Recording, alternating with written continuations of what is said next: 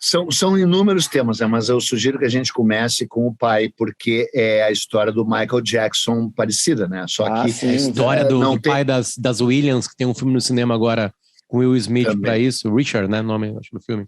Isso. Só a diferença é que no caso do Michael Jackson é mais grave, porque ainda, além de tudo, houve abuso sexual, né? Não há, evidentemente, nenhum registro, e nem houve mesmo abuso sexual do pai do Mozart Leopold com relação ao filho, mas ele botou o filho na estrada, on the road, assim, com 5 anos de idade, né?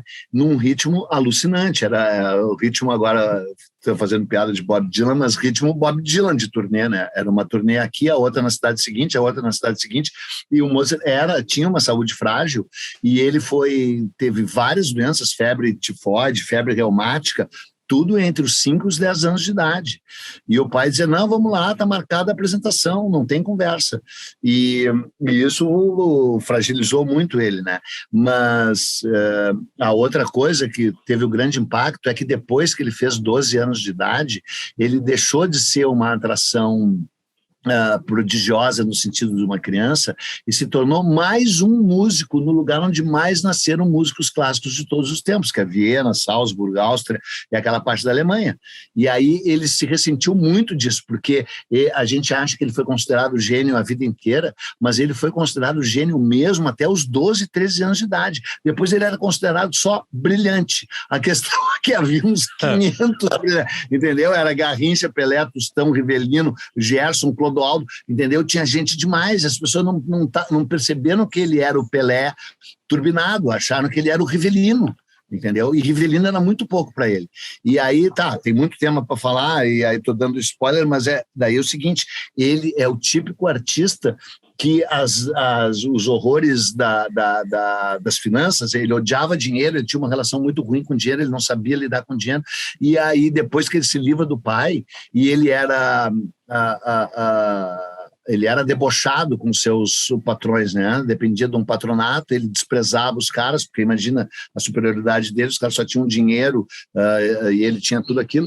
Então, na verdade, se encaminhou para o fim trágico que houve, né? Somando com todas essas doenças que o Potter listou. 7 filhos, 2 vingaram, né? A média é abaixo da Europa da época, a gente está falando de 1700, né? A vida dele foi toda no século XVIII, né? Sim, 56, né? Nasceu em 1756. Exatamente, em 91 ele morre. Aliás, a gente completou agora há pouquinho o bicentenário, digamos assim, 230 anos. Ele completou 230 anos agora, dia 5 de dezembro. Ele é mais velho que Porto Alegre, né, cara? Porto Alegre... Não, Porto Alegre é 250, não é?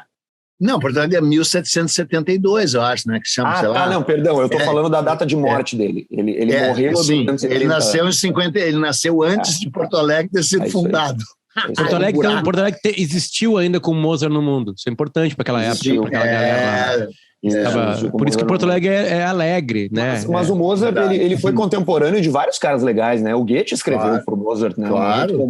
Aliás, Arthur, isso é uma coisa muito louca, porque mostra que essas genialidades, claro, certamente tem alguma coisa íntima, cerebral e sei lá, de espírito, né? Mas é impressionante como a geografia é importante para isso, né? Porque são muito poucos. E a gente fala muito mais do Ocidente, porque aqui as coisas conseguiram vingar, né? Agora, vingar no sentido de ficar perene, porque foi quem venceu, e babá, a gente já falou isso aqui, vai falar muito ainda outras vezes aqui no Nossa História, mas assim, vai para Florença, né? No século XVI. Pô, cara, Michelangelo e Leonardo da Vinci cruzavam na feira, entendeu? Todo mundo de lá, exatamente. Um mais velho, que o outro mais novo, assim, tava ali, se odiavam, né? Deviam ficar com os mesmos caras, sabe? Tipo assim. Era assim, tava ali numa cidade, aí tinha uma família de mecenas que metia neles, né? Tipo assim, sabe? Ou mais de uma claramente, né? Mas assim, é incrível como tem um espectro assim, geográfico, cara. Como é que tu bota uma cidadezinha? Né, cara? Mas aqui não é a sorte de nascer numa cidadezinha, que era a única cidadezinha que tinha. Tá, mas por que Viena é tão forte em música?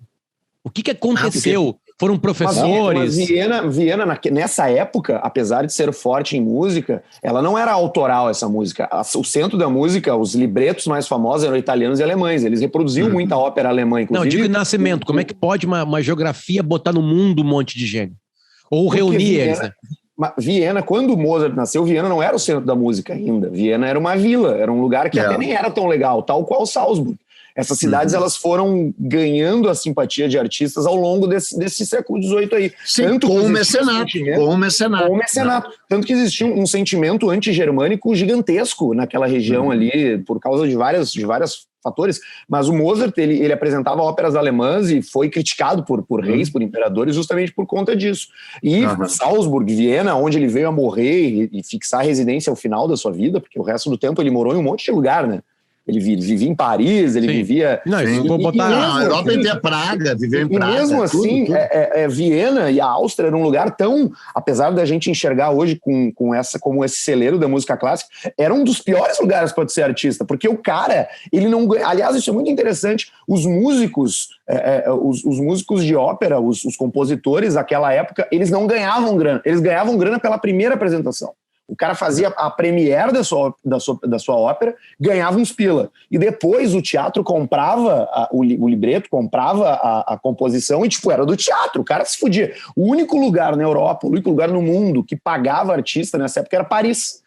Então, se tu não morasse em Paris, por mais cool que seja hoje em 2021, olhar pra Viena e achar um lugar legal, naquela época devia ser uma merda tu ser músico em Viena, saca? Porque tu não ganhava dinheiro, tu tava longe do grande centro e ainda tava cheio de pau no cu ali, xenófobo na tua volta. Sim. E ele reclamou a vida inteira, né? E é muito louco porque a França nunca produziu até hoje, né? A música francesa é horrorosa, né? Era o lugar onde mais se ganhava dinheiro com música, onde ele foi para Versailles, né? Ele chegou a morar. Ele se apresentou para Maria Antonieta. Maria Antonieta falou para ele que queria casar com ele. Sim.